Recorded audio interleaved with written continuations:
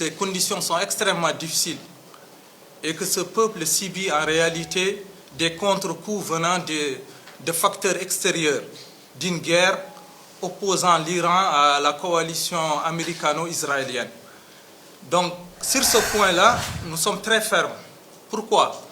Parce que le carburant, en réalité, c'est une source de vie. Nous vivons avec de l'énergie.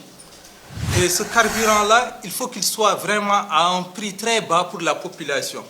Nous sommes très proches des citoyens parce que nous subissons des contre-coups venant de l'extérieur. Par rapport à ça, nous demandons à l'État mauritanien de prendre ce secteur-là comme un secteur stratégique. On ne badine pas avec l'énergie. C'est une source de vie. Et nous, le Parti mauritanien en avant, nous demandons vraiment à l'État de faire vraiment, de mettre les citoyens dans de bonnes conditions. Quelles sont ces bonnes conditions? Avoir ce qu'on appelle une vie paisible. Nous avons besoin d'un cadre de vie. Et nous avons besoin de vivre d'une manière très paisible. Mais c'est ce qui manque dans ce pays-là. Et par rapport à ça, nous demandons aussi à l'État de faire preuve de souplesse dans sa gestion actuelle. Gouverner, c'est prévoir. Mais nous remarquons que ces pénuries affectent gravement à cette population. Donc la démocratie est une compétition de réponse aussi aux questions, c'est une compétition de réponse que les citoyens se posent. Et nous demandons à l'État de faire preuve de beaucoup de largesse dans la vie politique.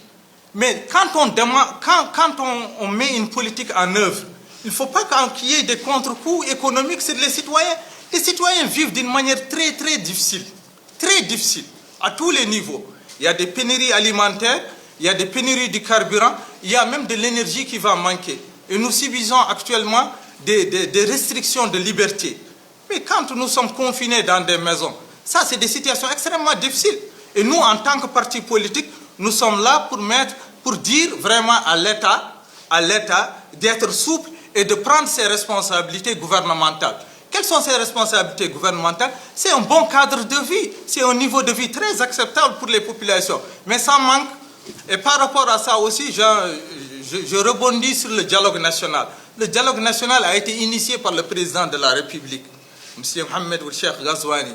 Il a appelé l'opposition, il a appelé la majorité présidentielle. Le dialogue, quand on appelle le dialogue, c'est pour avoir une convergence de vues. Mais nous, en tant qu'opposition, nous avons mis tous nos points sur la table. Donc c'est à lui vraiment de prendre les choses en main, parce qu'il est le principal responsable de ce pays. Et par rapport à ça, nous voulons vraiment qu'il nous mette à l'aise, qu'il mette l'opposition à l'aise. L'opposition, en réalité, l'opposition joue le rôle de critique objective. C'est des critiques constructives. Nous voulons des ruptures qui construisent. C'est à lui de se mettre de notre côté pour aider cette population à vivre réellement. Donc, quelle est cette vision-là? Lui, en tant que chef de l'État, il doit mettre les points sur les i par rapport à sa majorité présidentielle. Ces gens-là défendent des intérêts. Ils défendent des intérêts économiques et des intérêts qui sont stratégiques à eux, mais au détriment de la population. La majorité se précarise dans ce pays. Soyons honnêtes. Les gens vivent d'une manière extrêmement difficile. Rien n'est abordable. Même nos pâtes alimentaires qui sont faits chez nous ici coûtent excessivement cher. Et ce pays-là a un problème crucial. Les salaires sont extrêmement bas. C'est des revenus bas. Les gens n'ont pas de salaire, ils ont des primes de salaire. Ce n'est pas des salaires, c'est des primes.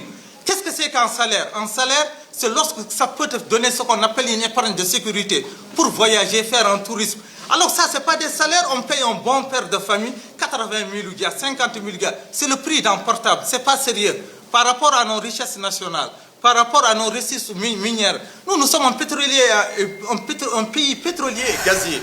Donc revenons là-dessus, il faut qu'on en parle. Comment on peut être un pays pétrolier et gazier et nous avons des problèmes de carburant, de gasoil? C'est-à-dire ça ne va pas. C'est-à-dire ça manque ce qu'on appelle l'industrialisation des raffineries. Bon, je vous remercie.